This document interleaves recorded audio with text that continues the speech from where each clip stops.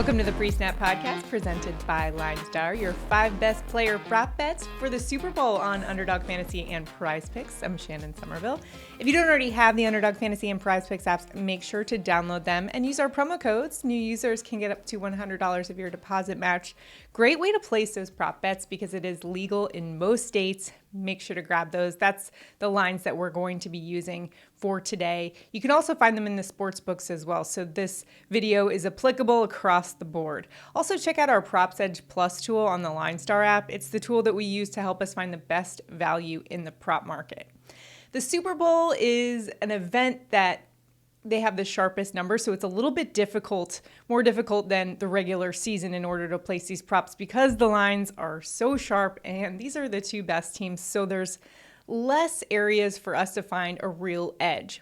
That being said, we still have some really great value and some great plays for you on Underdog Fantasy and PrizePicks. I'm going to start things off with a play that I have the most confidence in, and then we'll go down by order of confidence level. So we're going to start off with high confidence level props and move our way down. I have a total of 5 for you. So the first one is going to be Chiefs running back Isiah Pacheco over 64.5 rush and receiving yards. Pacheco's been averaging 85 total yards over the last 11 games. In fact, he has gone over 64 rush and receiving yards in 10 of the last 11. Pacheco is an angry runner rumbling around behind an offensive line that ranks 3rd in adjusted line rate. Furthermore, Pacheco does his best work off the left end. In this matchup, he'll be going up against defensive end Josh Sweat. He's been lining up there in the playoffs. And in fact, Sweat doesn't have a grade over 64 for his run defense grade, according to PFF. So look for the Chiefs to exploit that run lane in this game. Furthermore, the run defense of the Eagles is probably one of their weak points. They ranked 21st in rush defense DVOA during the regular season, and the games they struggled were because opposing teams ran the ball. Look for Pacheco to go over 64.5 total yards. Next up is Chiefs tight end Travis Kelce over 78.5 receiving yards. Kelce's averaging 80 receiving yards per game. That includes the playoffs. And in 8 playoff games since 2020, Kelce's gone over 78 in 7 of them. He had just 78 last week against the Bengals. He's averaging 104 receiving yards per game in the playoffs. He just takes it to a whole nother level. Travis Kelce is by far Patrick Mahomes' favorite target. And with injuries to some of the wide receivers, we had 3 wide receivers for the Chiefs go down in that game against the Bengals.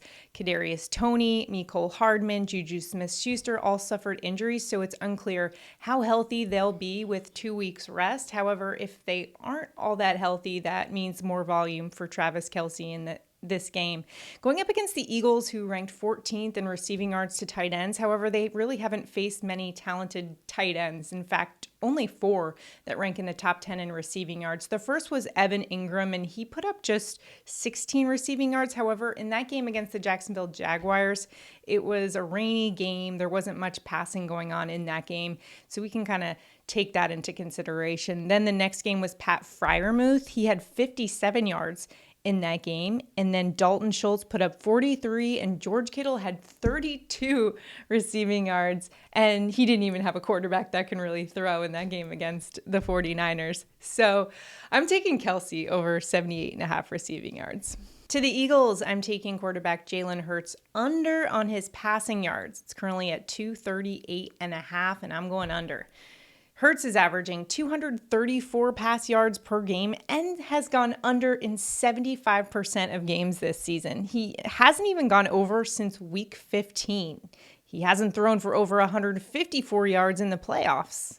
Last game against the 49ers, Jalen Hurts only completed 1 of 5 deep passes. It was the pass to Devontae Smith that, in fact, should have been ruled an incompletion, as we saw on the replay.